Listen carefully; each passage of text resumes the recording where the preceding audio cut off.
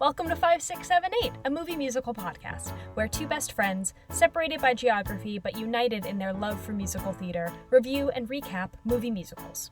Each episode we will dissect a new movie musical, ranging from the 1930s all the way up to today, all the while giggling, snorting, and generally being absolute dunces. So powder those noses and tape down those boobs. We're about to start rolling. 5, 6, 7, 8. There's no business like show business. Maria. Mamma mia, here I go again. My Of the music of the All right, shall we dive into this one? Welcome to 5678, a movie musical podcast. I am Grace. I am Anna. Oh, oh wow, good start. Good start.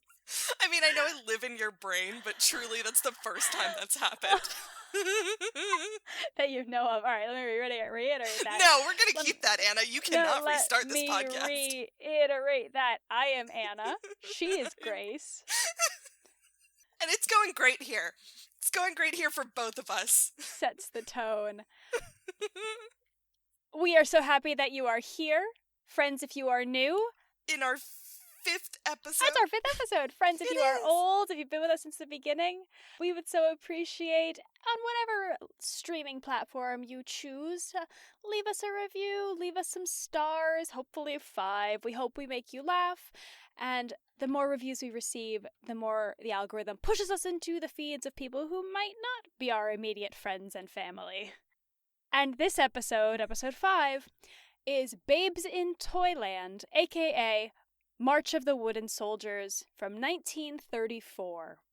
Now, that is important because there has been a lot of versions of this particular story, but the 1934 version is the first sort of fully published version of a story with this music. If you are curious, this is fully available to stream for free on YouTube. I don't know why you would do that, but if the spirit moved you, you don't have to pay for it. If the spirit it's free. moves you, it's a very weird spirit, and you are welcome to ignore that spirit. All right, buckle up, everyone. We start lovely, lovely black and white Metro-Goldwyn-Mayer lion roar. And this is our first true black and white. I mean, I know we did some like it hot, but it was a choice to put that in black and white. Yeah. And you can tell the camera work is shaky. The focus is not Inconsistent. consistent. We set the tone that this will be not only a marketed towards children, but the fact that it takes place in a childlike world. We have wooden soldiers and building blocks for our credits. We scroll to a large storybook with the title Babes in Toyland on the cover, and a lady in a witch hat appears from inside the book with a goose. You know that classic trope of, like, opening a book to start a story? Except for this time, story opens you. What nightmare dream did we stumble into? Also, Grace, you told me to watch this with subtitles. I was unable to.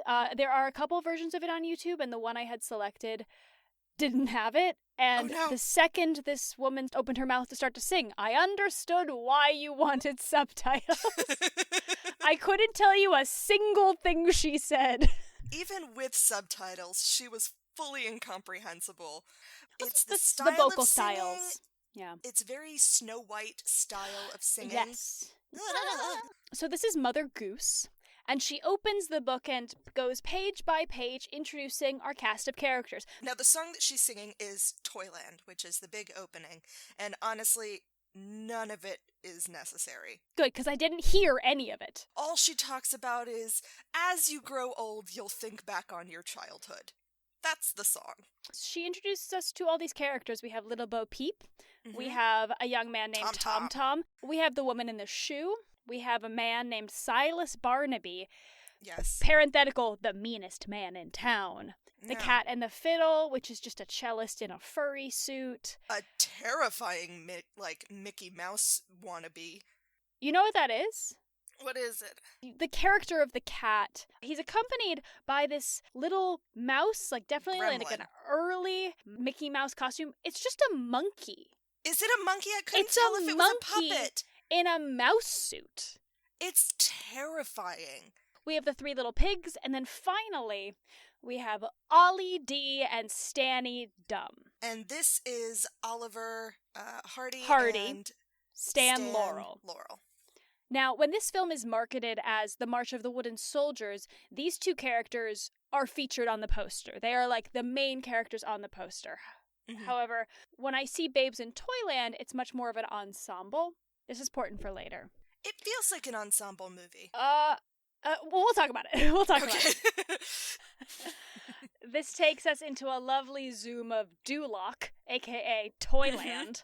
Yep. And now we are in the world. We see very like Wizard of Oz vibes of like zooming that. over these little houses. And we see all these characters from children's books, not just the ones that were introduced in this first intro book, but we see Miss Muppet. We see the Queen of Hearts. We see Tom Thumb. yeah. And this takes us into all of the children that live here in Toyland are heading to school. We see the woman who lives in the shoe, we'll call her Mother Hubbard, sending 8, she has so many children, all of them So off many to children. school. I And guess she calls 15. she calls over her shoulder to Bo Peep, who is, I guess, her daughter in this Apparently. film, and tells her to go, she's got to go check on her sheep or something like Yes. that.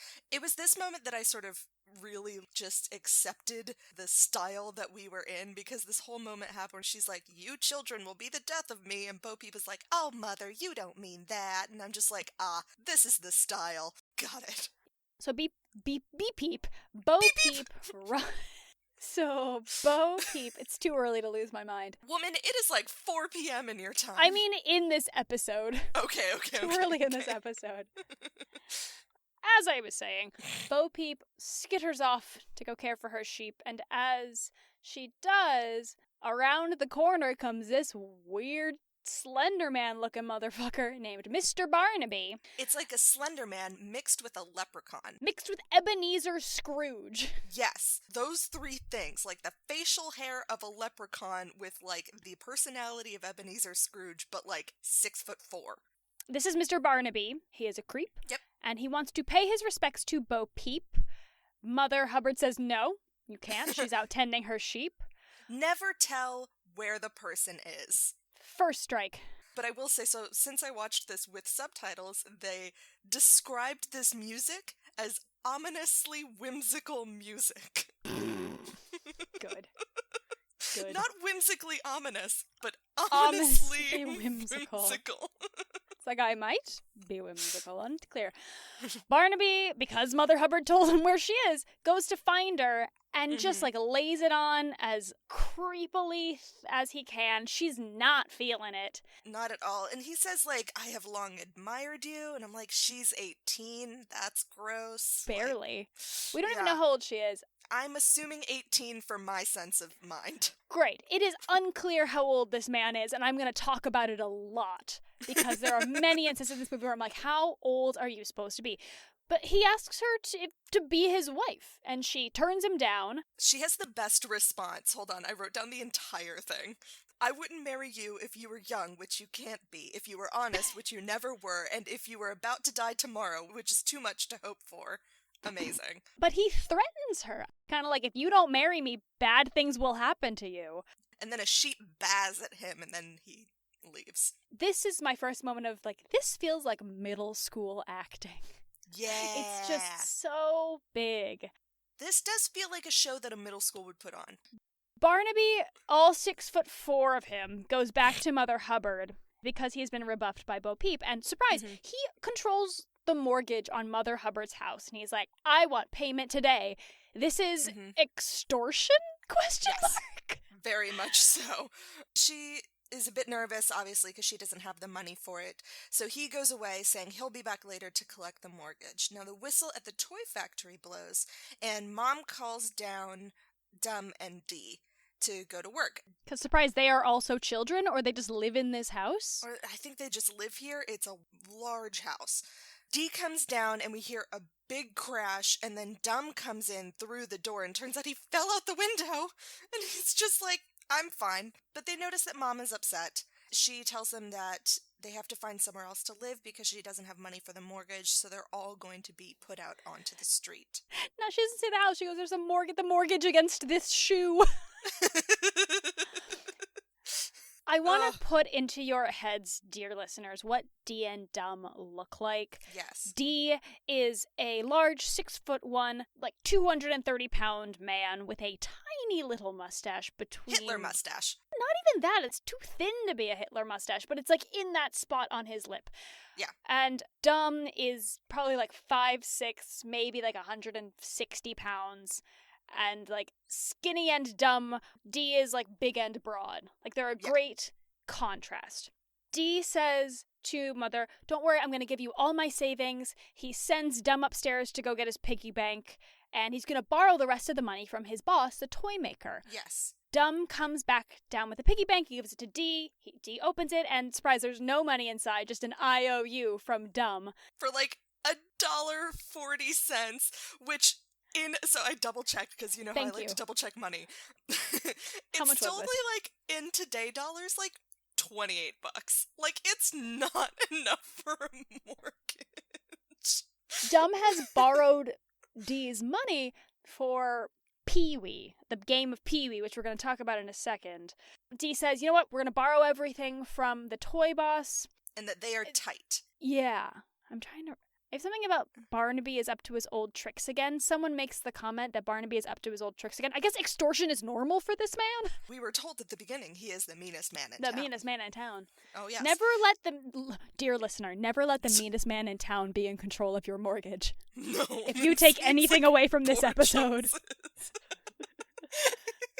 Also, don't tell a creepy man where your daughter is when you're not with her, ever. Yeah. Anyway... So Dee says he'll get all the money from his boss, and then he starts asking Dum what a Pee-wee is, and so Dum shows him, which is basically this cylindrical wooden device that is tapered on both ends. Yeah, it's about the size of a big French fry. I thought it was, like, bigger. I thought it was, like... Maybe about as big as my palm. Yeah, I would say, like, thumb to pinky. Oh, yeah. You know what? I've had French fries that big. But anyway, so the Pee-wees are sort of cylindrical wooden, tapered at both ends, about the size of your palm. Basically, you take a stick and you hit one of the tapered ends so that it pops up into the air, and while it's in the air, you take that same stick and hit it forwards. Now, in the movie, it acts sort of like a... boomerang. Boomerang, thank you, that's the word. And it comes back to him. Now, that doesn't happen in real life. It also doesn't happen for the rest of the movie. It only happens this one time. Yeah. In real life, what the game is that you would hit it, and then whoever could get theirs the farthest was the winner. Because it's actually kind of hard to do. Dee has a lot of direct-to-camera reactions, much it's like The Office. The Office. Just looking exasperated into camera. Dee struggles to do the Pee-wee and then gives it back to Dum, and Dum does it, and it hits Barnaby. So Barnaby then breaks the stick and rips off... Wait. But first, Dum does it again to prove he can. He manages to hit Barnaby's hat off of his head. Barnaby chases after them so quickly for supposedly an old man. Unclear how old he is. So fast. But yes, he takes the stick bat from Dum and he breaks it in half and he rips off part of Dee's mustache as, like, punishment.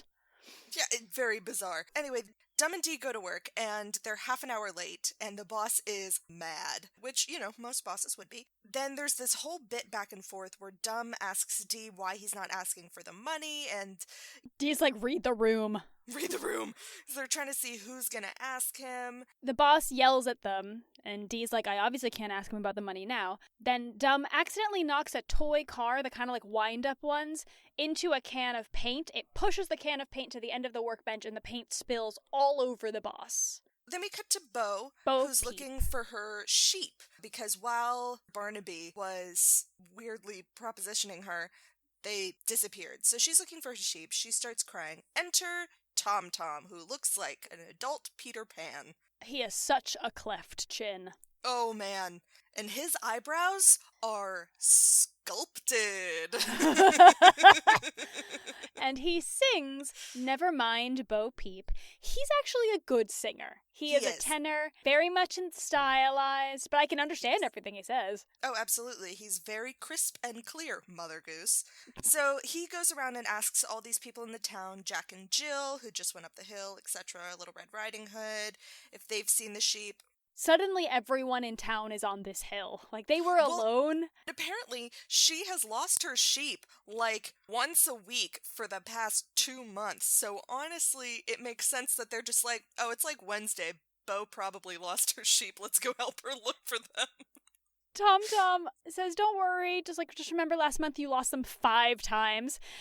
So the song finishes, there's like 50 people bawing in harmony, and all of the townspeople then go off to look for sheep. So she's sitting by the edge of this pond. There's these stalks, but not like for your head and your hands. It's like just for your feet. So like you sit on a stool and you put your feet straight out, and then that's where the stalks are. I'm glad you remembered the word for that, because all I could think of was gallows, and that's the wrong word. Different. They're sitting on these stalks, and Tom Tom has just told her what a bad shepherd she is, with the intention of being like, you need help, I'll help you. I am 17 going on 18, so let me handle this. He closes the stalks on her feet to keep her there until she's interested. It's a cute thing of like, are you interested yet? No, how about now? Yeah, and there's this cute moment. They both have their, like, arms crossed and, like, not looking at each other, and then they slowly look and catch eyes and then look away again, and then eventually they catch each other's eyes, and she smiles at him, and he gives her this really cute light peck on her lips and asks if she's interested, and she nods, so he sits next to her. We zoom out. Suddenly, surprise, everyone is behind them. The entire town is behind them, and they found the sheep. And they all start laughing at them. And they're all very bashful, and so Bo checks in with the sheep, and then Tom Tom announces that Bo is marrying him. Presumptuous, he introduces really. her as the future Mrs. Piper. He never asked you to marry him, Tom Tom. She seems cool with it, though. So then the town cheers and dances around them, and we focus on the cat playing the cello, not the fiddle. And you can see, like, human eyes behind this cat mask, and it's I hated it. Then this, I called it a demented mouse puppet, but apparently it's a demented mouse monkey. It's a monkey. live monkey. Cut to the toy workshop. Guess who's at the door? Santa Claus.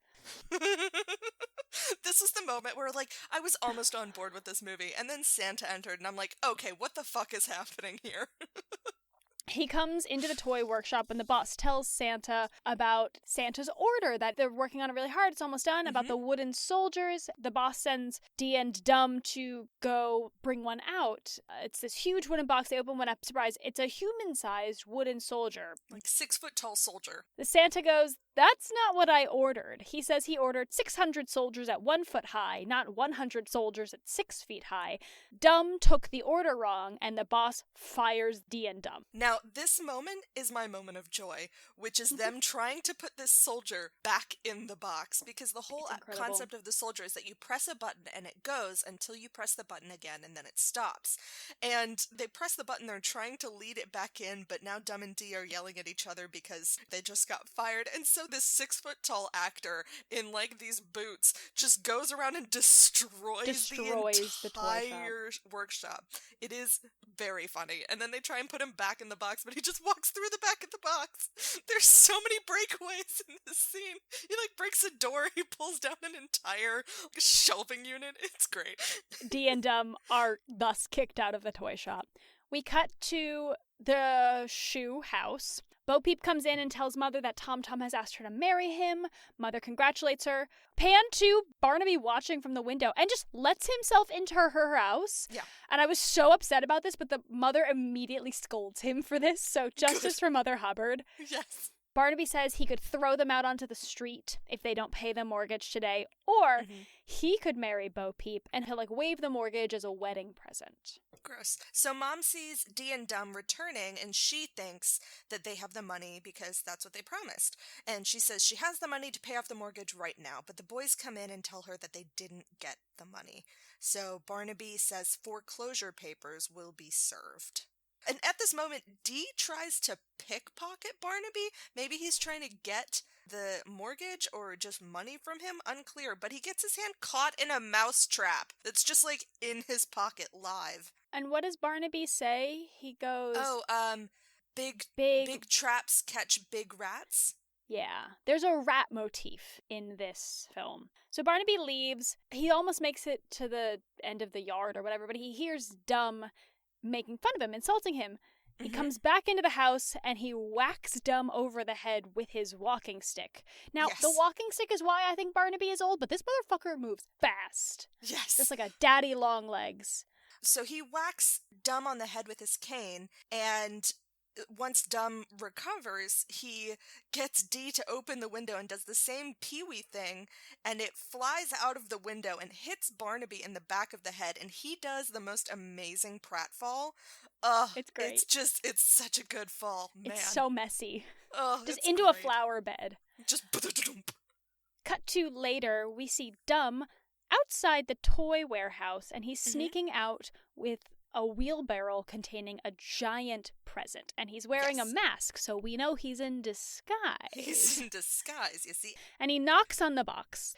And surprise, Dee is inside the box. Oh, good. So Dee says to take him to Barnaby's house, and they get there and they tell Barnaby it's an apology Christmas gift, even though it's July. They're like, we do our Christmas shopping early. So apparently this is like a Trojan horse plan, but it is deeply flawed. These are not the idiots to trust your Trojan horse with. Barnaby lets them in. Dumb brings it in and says it shouldn't be opened until Christmas, and there's like a big sign on the box that says don't open until Christmas. Then as he's leaving, he says goodnight to Barnaby, and Barnaby says goodnight, and then he says goodnight, Ollie, and Ollie pops out of the box and says good night, and then like buffoons. I want to clarify because I don't think we've said, well, we're going to call them Dee and Dumb. Yes. If we ever say Stan, that's Dumb. If we ever say Ollie, that's Dee. I mostly did Dee and Dumb, but every now and then I said Ollie. There's an or Ollie. Stan. Yeah, because he says goodnight, Ollie. Cut to Ollie and Stan, Dee and Dumb are in the stocks. In the gallows. Very different. So they are accused of burglary and will be ducked. Now, I have stuff about this. Okay, good, because I was so confused because they show the piece of paper that is literally the king's proclamation, and the king reads it out, and it says they are accused of burglary and they will be ducked, D-U-C-K-E-D, and then exiled to Bogeyland. Now, I didn't know what ducked was. Okay. I'm going to talk about it. Ducking stools, or cucking stools, were chairs formerly used for punishment of disorderly women, scolds, aka people accused of being troublesome or angry, and dishonest tradesmen in England and Scotland. The earliest recorded use is the beginning of the 17th century. Oh my god. Wait, now that you talk about this, I've seen one. What? And I've seen a reenactment of one. I completely forgot. This was in the Bahamas. Whenever I did that sailing trip with my parents up to the Bahamas, and we got there, and there's like this big pole over the water, and they did this big reenactment of like a woman in a chair yelling and pretending to be drunk, and then they drop her in the water and pull her back up. I literally just remembered this. It's kind of like a modern-day dunk tank. Also, in the 18th century, it was used in witch trials. Oh yeah, that's not great. But to visually describe it, I'm thinking of so imagine a catapult, and at one end of it, tied to a rope, is a chair. So you would put your disorderly person in the chair and swing them out over this body of water. And on the other end, you have a rope, and you let the rope go so the chair is submerged in the water. The person gets drenched, and then you pull on the rope and they come up, and you do this as many times as you decree. Anyway, so that's what this is. Dee is the first to be ducked or dunked. The ducking. And Dee gives Dumb his watch, his pocket watch, because he doesn't want it to get wet. This looks great, except for the fact that you go completely submerged and you're locked into this chair, so you can't get out if you need to. But if you were not locked into this chair, I would totally do this. This looks very fun.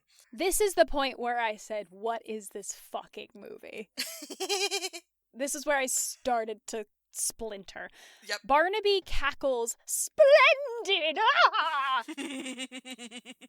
Ollie is strapped to the chair and ducked in this pond. They do it twice, and the rope snaps. Now, which end of the rope snapped? Because...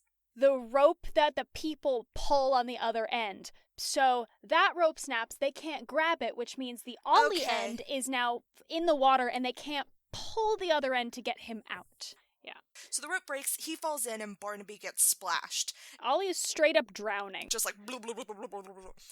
They somehow get him lifted back up. And then the beam that the whole thing is supported on, the top beam, snaps, and he falls back in, and then this time the king gets splashed. Utter pandemonium. Many people fall into the pond at this point. Dee is drowning again. Eventually they get him back on land somehow. At some point in this chaos, we see Mother Hubbard and Bo Peep sitting in front of their house. There's a big for sale sign. It says for sale for cheap. Bo Peep is so upset by what is happening to Dee and what is supposed to be happening to Dum, who she kind of views as brothers, or they live in the same house, that she decides she will consent to marry Barnaby, so the charges will be withdrawn against Dee and Dum. And she immediately starts crying. So Barnaby then goes to the king and withdraws the charges and introduces Bo to the town as his future wife, much like Tom Tom did, and everyone groans. He tries to kiss her on the hand, and she's like, absolutely not. So Dee is mad that Dum didn't get dunked and pushes him into the pond, but of course forgot to get his watch back, so now his watch is fully soaked and broken. Cut to the wedding. And Barnaby saying the grossest line in the entire movie. "Go tell the bride everything is ready and her lover is waiting." I hated it. Smash cut to inside the shoe house. Bo Peep is in her wedding dress, and she asks Mother Hubbard what Tom Tom said about her marrying Barnaby, and Mother goes, "He understands." But Mother Hubbard decides to go over to Barnaby's for one final plea for her mortgage so that this marriage doesn't have to happen. And she offers to be his slave and to work for him for free, but he only wants Bo. She says, "Don't force my daughter into this dreadful marriage." Nice and subtle. Just like dive right in. She's on her knees. Barnaby goes, "Woman, you're a fool." Dee is Bo Peep's best man? Or like giving her away or something. Anyway, he shows up with a fully veiled bride. Dee leads Bo Peep to Barnaby's house, and you cannot see... Like full veil, like there's like double an layer. opaque veil. You cannot see a face. Now, Tom Tom is watching this whole wedding through the window. So the wedding starts, and they do the whole I do, and they're about to do the kiss, but before the bride is unveiled, Dee says, "Oh, don't forget about your wedding present," and so he hands over the mortgage, and Dee rips it up and unveils the bride to reveal Dum! Surprise, It it's is Dum! not Bo. Tom Tom sees this through the window and laughs his face off. Everyone has a great reaction. Like, everyone has, like, a one-shot reaction of every person in this room. Barnaby goes, "The king shall hear of this," and runs off. Now there's a big town dance. Everyone dances in the street because Barnaby sucks. That is the theme. Tom Tom runs over to the shoe house and he climbs, like, the laces, and Bo Peep is there and opens the window and greets him with a kiss. Now back at Barnaby's, Dee tells Dum that he has to stay because he's married now, and the most adorable thing is Dum starts crying and says he doesn't want to stay because he doesn't love Barnaby.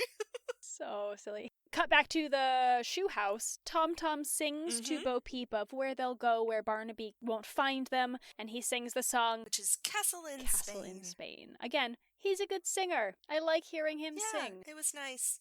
Now, cut to Barnaby, and this is where the story kind of goes off the rails. Dear listener, if it hasn't gone off the rails before, here we go. We're about to tip I will tell you, over. once Tom Tom started to sing Castle in Spain, I looked to see how much more time was left in the movie. I was like, how do I have 40 minutes left of this movie? What could possibly happen? That's weirder. I was so wrong. So, this is why whenever you texted me saying no spoilers, I was just like, there's no way to spoil this. Nothing I said would make sense. So, Barnaby then plans to pignap one of the three little pigs and frame Tom Tom. So he goes to the Three Little Pigs' house. They have the straw house, the brick house, and the brick house, and the wood house, like the stick house. So the first pig bites Barnaby's fingers. The second pig smacks his fingers with a stick, and he blows down the third house, which is the straw house. He's essentially the big bad wolf in this. 100%. And the third pig punches him in the throat. Wild. Barnaby, though, gets this final pig into a bag and ties him up. Suddenly, we are back at Barnaby's house, and he gives his servant the evidence to place, including sausage links. So the concept is to take this fiddle and the hat that the pig wears and sausages and put them in Tom Tom's house to make it seem like Tom Tom murdered and sausagified this pig. Murder wasn't enough. He had to is grind him wild. into sausage. We immediately cut to a pig funeral. We have the two pigs It was so sad. with wet faces crying. I love it because those are rubber masks, which means that someone had to spray water into the grooves where you would cry. Honestly, it's probably Vaseline or Crisco. Yeah. to shine. Smash cut to Tom Tom's sentencing of pig napping and thus banishment. I love how it's only pig napping, and he's not accused for murder. It's just the kidnapping part. The murder and the sausage bit was fine. It's the kidnapping that's the problem. So during the trial, we see Dee and Dum sitting on the steps of the police station, and they're talking about Tom Tom and how they're glad they don't have to go to Bogeyland, because once you go in, you never come out. Because that's where the bogeymen live, and they're half man, half animal with claws and teeth, and they're very scary. So we cut to then Bo going to the king and saying Tom Tom was with her and her mom all day, so there's two people saying that he didn't have anything to do with it. But Barnaby goes, "Let the law take its course," and the whole crowd boos. So the policeman who was supposed to be locking up the evidence lost his keys and just leaves his evidence with Dum and Dee. Oh yeah, at the trial we see a tray that's very clearly evidence, Exhibit A, Exhibit B, Exhibit C, and it's the hat, the fiddle, and the sausage links. That policeman, after the trial, takes them to the police station where Dee and Dum are sitting on the steps, but that policeman can't open the door, so he asks them to watch the evidence while he goes and gets a key. And Dum starts immediately eating the sausage. And he says it doesn't taste like pig, it tastes like pork. Dee tries the sausage and says that's not pig or pork, it's beef. So he thinks that Elmer the pig is still alive, and they go to find him. Yeah, he goes, "I smell a rat," continuing with our rat theme, and Dee says Barnaby has a hand in the evidence, and so they go to look for the missing pig's name is Little Elmer. I love him. The king pronounces Tom Tom guilty, and they take him to this raft. The two executioners take him to this raft and throw him into a cave with crocodiles. There are alligators. There are live alligators. This was another moment where I was like, what the frick is this movie? It's so when confusing. There were live alligators. It felt very like Phantom of the Opera under the cave. Yeah, we're going to spend a lot of time in this cave in just a minute. But back at the town square, Barnaby is telling Bo Peep that she wasted her affections on a common pig napper, and she screams that she hates him, and she hits his chest. Then, just a minute, Dee and Dum run in, carrying the missing pig. They say they found him in Barnaby's cellar. So the crowd then chases Barnaby to his house. This is a full mob at this point. But Dum and Dee stay with the king, and the king offers 50,000 guineas for his capture. Grace, how much money is that? Did you look it up? I did not look it up because it was guineas. Oh gosh, darn it. I know. I'm sorry, I thought about it. Then we cut to Bo, who has taken this raft to where Tom Tom was dropped. Because everyone has forgotten about Tom Tom. Of course, but he's not there because he ran away deeper into the caves to get away from the alligator crocodiles. And now, cut back to Dum and Dee, and they go to Barnaby's house, and there's a huge mob at the front, but they're like, we'll go around to the back. And they go around to the back, and they see Barnaby climbing down this old well in the back of his house. Now, in the bottom of this well, there is a secret chamber. There's no water. There's a secret hidden door that takes him away. But Dum and Dee don't see him going through this. They're still at the top of the well, and they're like, we're going to wait here until you come out. So Barnaby gets away. We go back to Bo Peep running around Bogeyland. She finds Tom Tom, and she goes, we'll never find our way out of here. Like, you've been looking for 5 seconds. Calm down. I know. And then they're like, oh, we'll get out of here. And then they don't go back the way that Bo Peep just came. I'm like, y'all. Instead, they discover a massive cavern, lots of stalactites and stalagmites and levels with bats. And Bo Peep is scared. She and Tom Tom sing a duet, go to sleep, parenthetical, slumber deep. And I'm like, why would you sleep right now, motherfucker? It is not... His advice to her is like, oh, you're scared? Go to sleep. So bizarre. So then she goes to sleep and he's still singing to her. And okay. then the ghosts Ghost appear. children. The ghost children and or Are they fairy elves? tale character dwarves. I don't know if... it was very confusing. And then a wizard flies appears. Flies in. These are all see-through characters, by the way, and sprinkles things over the two of them. And Anna, do you know what popped into my head?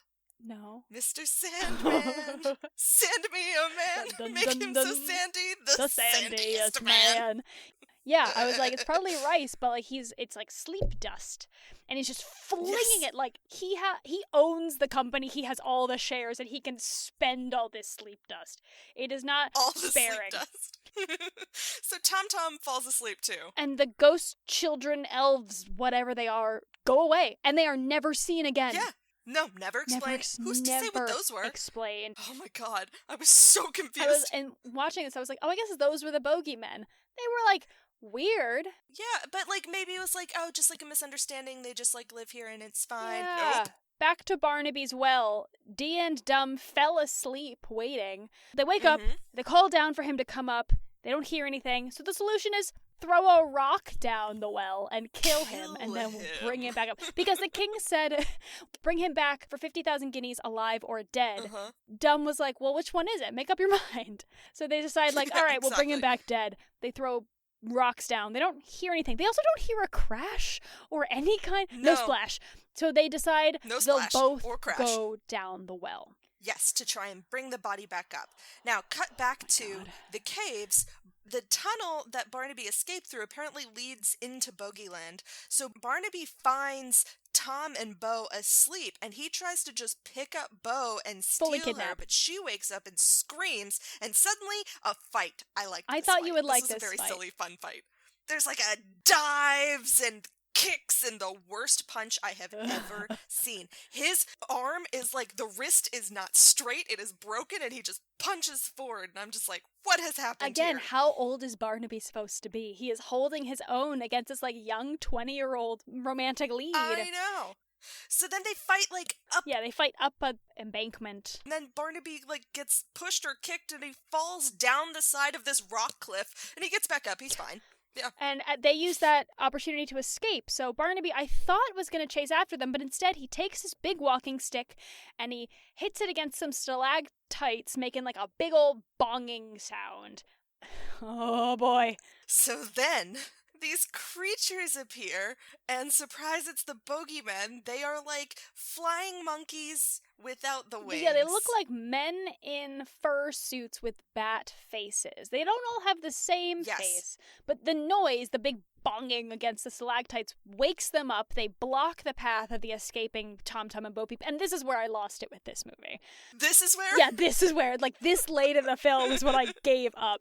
But so many boogeymen come, like, out of the woodwork. And apparently they're friends with Barnaby. Barnaby leads the boogeymen chasing after Tom Tom and Bo Peep, just like the boogeyman captain. So, cut back to Dum and Dee. They get down the well and see that Barnaby isn't there, but they see the secret tunnel and they go to find him. Back to Tom Tom, who throws like a piece of bark, I don't know, in front of this cave entrance to sort of block their path, and Barnaby just full hops right over it, but it trips up the bogeymen, making them like a couple of seconds behind. So Barnaby chases after Bo and Tom, but the bogeymen don't see where they go, so they go a different direction. Very much the vibe of Scooby-Doo movies, of bad guys getting separated. Running one way like that classic hallway scene where people are running through different doors. Yeah. Again, slapstick, but with bogeymen. It's so weird. So then, Dum and Dee see Barnaby chasing Tom and Bo, but they don't see any of the bogeymen because they are delayed and went a different direction. So they briefly stop Barnaby, but then the boogeymen run in, and Dee, Dum, Tom, and Bo Peep run away, and they manage to hide. Barnaby and the boogeymen run past The bottom of the well, and so because they hide and get away, they climb up the well and they all get back into Toyland, and Barnaby is still down in Bogeyland. But he sees them escape, and he goes, "They've escaped me, but I'll get them if I have to destroy all of Toyland! To the raft!" I wrote down to the rafts too. So I guess the boogeymen understand English. So back in the town square, everyone is pleased that Tom, and Bo are back. Somehow, 7 hours have passed because it's the middle of the night and everyone is in their nightgowns, but everyone has crowded in the town square, and they're celebrating. They're celebrating, and the king wants to hear about the rescue, and Dee claims that he has chased Barnaby and the bogeymen so far away they'll never come back. And they break in. Before Dee tells the king, we get a very quick shot of the boogeymen getting on the raft. 10 of them on this one raft, and they all have torches now, and they head back to Toyland. And Barnaby's just angrily at the front. As Dee is telling the king how he and Dum chased Barnaby and the boogeyman so far they'll never come back, the gates of Toyland burst open, and there is Barnaby and 1,000 boogeymen. So many boogeymen. I'm like, how did they fit on this raft? Everyone runs away screaming. Everyone runs and hides. Okay, so there's still more of this movie, y'all. We can sum this up pretty quickly, I think. Everyone in Toyland hides in their houses. Barnaby tries to break down the door of the shoe house to get Bo Peep. Dum and Dee run into a warehouse, the toy warehouse, and they find a box of darts, and Dum ends up pee-weeing them into the bogeymen, and that takes out a bunch of them. The mouse slash monkey loads up a mini zeppelin. No, the mouse monkey loads up a mini zeppelin with explosives Tiny little toy and bomb. flies over and explodes a couple of them. Dee and Dum go back inside for more darts, and they find a cannon instead, and they're like, yeah, let's put the rest of the darts inside this. Meanwhile, the boogeymen are just kidnapping children at this point. While in the warehouse, Dum sees the toy soldiers and gets the idea. I was like, They were destructive before. Let's turn them all on. So they turn them on and turn them loose, and we get this stop-motion sequence, which is actually really good. Pretty good. For 1934, so it's a stop motion, and then it cuts to the main square, and they're obviously all actors again. Barnaby has Bo, but he sees the advancing soldiers, and they are just clearing house, basically. Destroying the town. So Barnaby tries to hide in a house made of those letter blocks, but it gets knocked down, and it forms the word rat. Yeah, the blocks fall down around him, and he's never seen again. I'm assuming he died. I will talk about that. It is one of my fun facts. Great. The soldiers overpower the boogeymen. They chase them back to Boogeyland. The boogeymen fall into the river and are assumed eaten by alligators. Of course. Everyone cheers. And the final moment is to celebrate the win. They put all of those darts in the cannon and they light it off. But the cannon flips over and points at Dee, and so Dee gets shot in the back with a bunch of darts. And it's so funny. Logistically, they were slaying boogeymen with 1 dart each, and now Dee has probably 80 darts in his back. Never mind. Wild. Alright, Jesus fucking Christ. Okay. This movie, y'all. I don't even know how to, if I had to describe this to people. Alright, we can't talk about this film dramaturgically without talking about Laurel and Hardy and Hal Roach Studios. So I do want to say, and this is not something I realized coming into this film, because I try to just go in with an open mind. I don't want to do the work before. But no, I want to go in with no expectations. Also, the poster I saw for this film had a bunch of characters on it. This film is marketed 2 ways. It's marketed as Babes in Toyland, or it's marketed as March of the Wooden Soldiers. And on the March of the Wooden Soldiers marketing, very clearly featured on the marketing poster are Dee and Dum, who are played by Laurel and Hardy, who are a very famous comedy duo act from early classical Hollywood. And if I had seen that, yes, I probably would have known more of the vibe.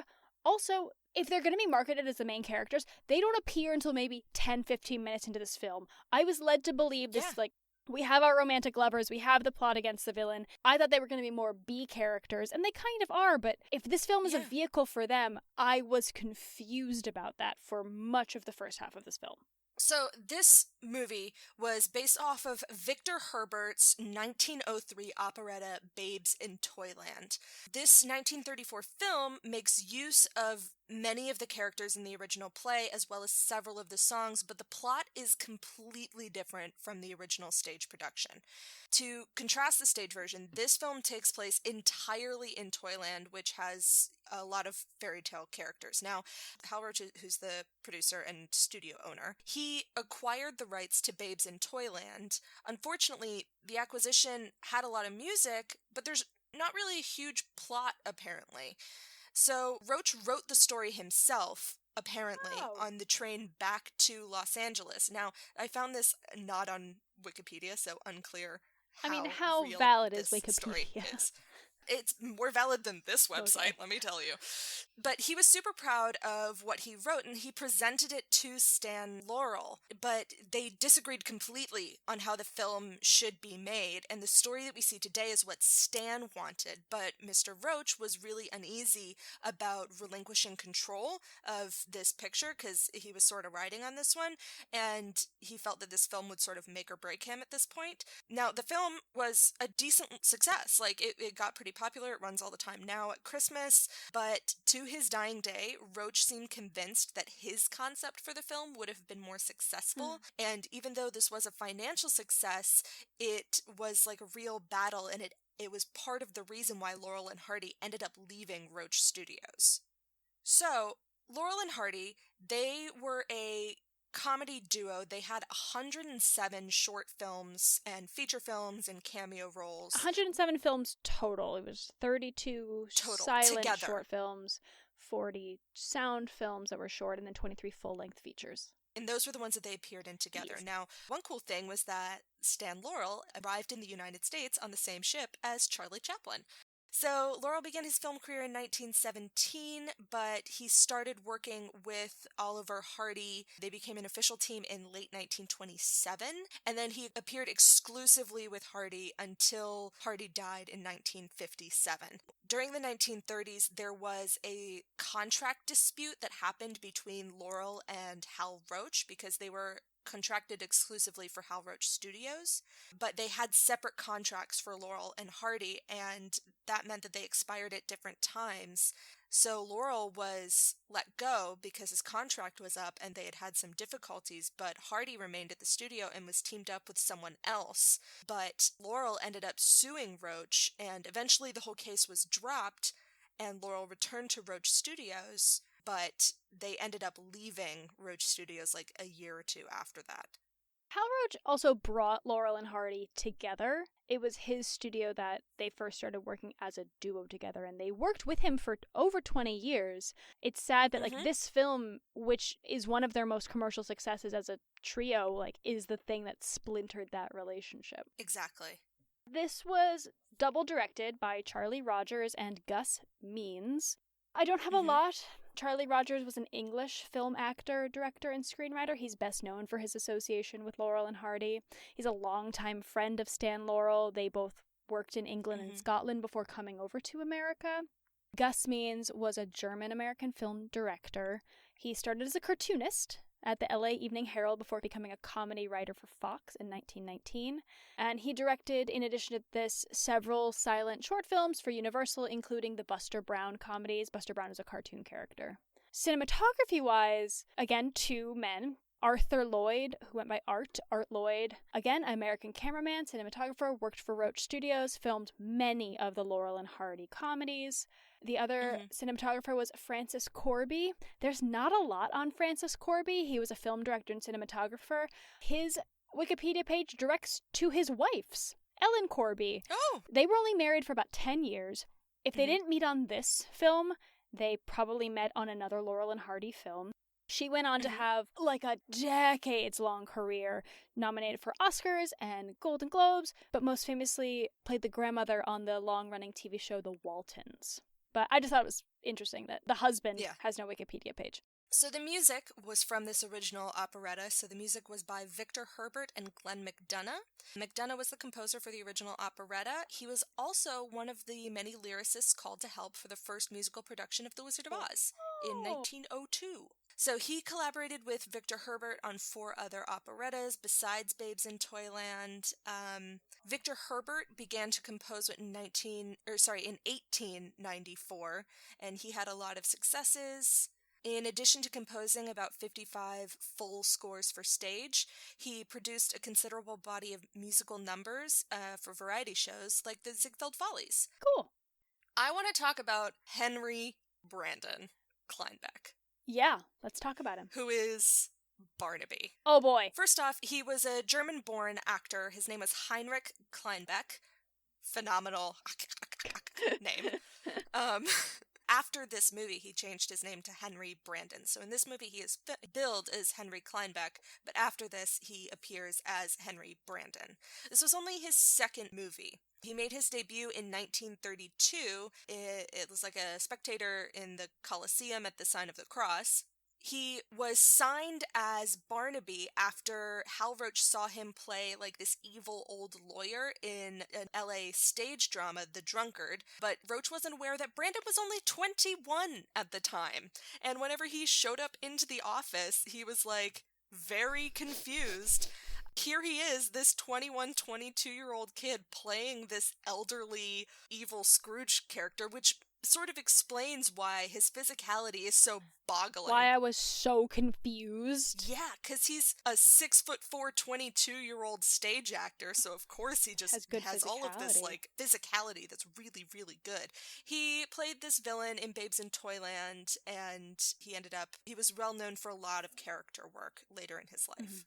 The last bit I have on him is the filmmakers really took advantage of how young and physical he was, which is why there's like this huge fight scene with Tom Tom, in which culminated in him taking a 15-foot tumble off a rock ledge, which we talked about. So after the film became a hit, he was criticized by several old Hollywood character actors who thought it was unfair that the role went to someone so young, but Henry Brandon ended up having this quote about, "I didn't have the courage to tell them that the part would have killed them because they ran me ragged. An old man could not have played this." Yeah.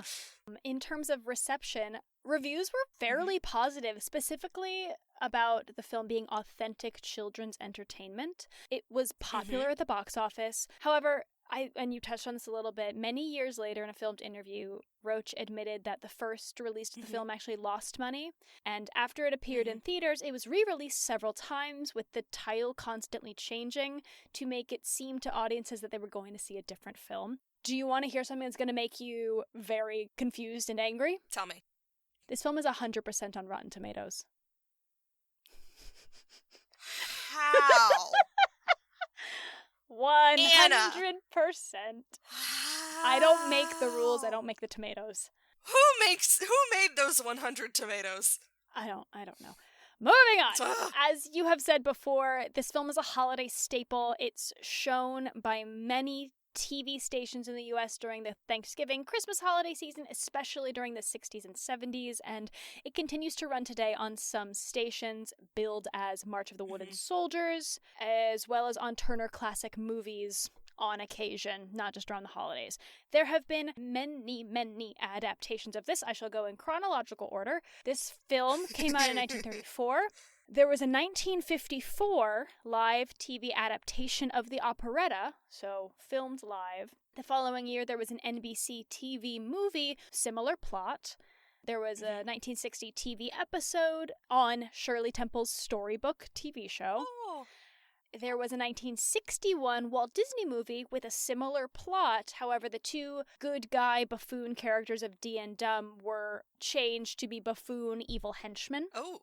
There was a 1986 NBC TV movie, similar plot, starring a young Drew Barrymore and Keanu Reeves. Oh, so good. I want to watch it. And then finally, 1997, there was a Metro-Goldwyn-Mayer cartoon with a similar plot, and Christopher Plummer voiced Barnaby. Oh! Yeah, the major differences were what I'm going to call like the Nutcracker effect, where we have a world, and then we have the world of the story. For example, the Drew Barrymore one, as well as the Disney movie. I believe there is a world with a young main character who's a child, and then we go into the world of Toyland, versus where we were just always in Toyland in this movie. Always in Toyland. In terms of singing, only Bo Peep, Tom Tom, and Mother Goose really sing. Like, the ensemble sings, but only in ensemble pieces. Yes. The actor who played Tom Tom was called Felix Knight, and this was his biggest and best known role in terms of TV and film. He had a long career. He was with the opera in New York City, as well as a vocal coach. Nice. And he met his wife and eloped on this movie. Yes, she played the Queen of Hearts, who was a very, very minor character. Yep. There was not really any dancing. No. I can't give any dancing grades on this film. Which takes us to gripes. Okay, so my first gripe was the one where I just misunderstood how the beam snap happened. Like, the rope and everything. The ducking experience. The ducking. Because I thought that the rope that snapped was the one that attached the chair to the You were just beam. logistically confused. Okay, I mean, what's not to gripe about, really? The plot is just bonkers. I was on board, honestly, until after the wedding, when he decided to pretend... Act 2, essentially. There we go. Act 2 is my gripe, with the pig and the murder. Underground murder. And the Mothmen. Yeah. I'm not going to get into specifics about gripes. I touched on this before. I'm going to admit that this film was definitely a feat for its time, and maybe if I had grown up watching it on TV at the holidays, this would have had a bigger impact. And also, if I had known it was going to be such a vehicle for Laurel and Hardy, I would have paid more attention to them for the first half of the film. But the Bo Peep, Barnaby, Tom Tom love triangle got so much attention in the first 15 minutes that is where my focus went for much of the film. I was annoyed by D and Dumb, because I was like, do I want to be paying attention to this slapstick? Great slapstick, but do I want to be paying attention to it when, like, this is the drama? And I wish I had just, I guess, realized that this was going to be such a feature for D and Dumb. That makes sense. Do you have a moment of joy? I have 3. So many. The wooden soldier that destroys the workshop. I talked about it earlier. I actually laughed while watching that scene of them just trying to control this actor who's just walking around destroying things. It's just such a fun moment. Barnaby's pratfall when he's hitting the head and falls into the flower bed. And then just the moment of that see-through wizard because I thought of Sandman. My moment of joy was alligators. Just out of nowhere. Just out of nowhere. Live alligators. I just have to laugh. Do you have any more fun facts? So, we had mentioned at the end that it's never really talked about, or it's like unresolved sort of what happens to Barnaby, like he's in a collapsed house and then it spells rat and then that's the end. So according to Henry Brandon, the original ending had Dee and Dumb stuffing Barnaby into the cannon, shooting it off, and a final shot using cutout animation would show the bits and pieces of his body spelling out the end. Gross. So gross. Like, it was rejected as grotesque, obviously. And the one that was chosen was, like, just pure slapstick. But can you imagine that you watch, like, this childhood storybook and then it ends with, like, grotesque body parts spelling out the end? Wild. Ew. All right. My fun fact is thus, and it's not specific to this film, it is specific to Laurel and Hardy films. A number of Laurel and Hardy films were reshot with them speaking in Spanish, Italian, French, and German. The plots remained the same, although the supporting actors were often changed to those who were native speakers. Neither Laurel nor Harding could speak these languages, but they memorized and delivered their lines phonetically and received vocal coaching. As a result, Laurel and Hardy films are popular all around the world, but are known under different names in various countries and languages. In some countries, like Iran and Egypt, they're known as Laurel and Hardy. In many Spanish-speaking countries, they are known as the fat one and the skinny one. And in Norway and Sweden are known as the whole and the half. That is amazing. I love that name. That's such a good name. All right, what's your final fact? My final fact is that this film was a symphony of injuries. So, Stan Laurel fell off of a platform and tore the ligaments in his right leg. Henry Brandon was injured in a bar fight. So not to do with the show, but like while the show was filming. Assistant director slid 15 feet from the top of the old woman's shoe and tore ligaments in his left leg. QP Morgan, who played Old King Cole, so he was supposed to, like, his character just laughed continuously. After 2 days, he ruptured muscles in his stomach. Oh no. Oliver Hardy had to go and have his tonsils removed the day after filming Wrapped, and Hal Roach developed appendicitis. Oh my god. Just so many injuries. This was a movie, and you, dear listener, can watch it for free. Or you don't have to. You could just listen to this and never watch it, and you'll be fine. Truly. Although, of all the films we have covered so far, I'm glad this one is free. Yeah. Like, if I don't want anyone, I can't recommend any listener paying money for this film. No. Just wait until Christmas and they'll show it around Yeah, then. it'll be on Turner Classic Movies, or you can watch it on YouTube for free. Well, this was episode 5. Yes, it was. And next week will be a better movie.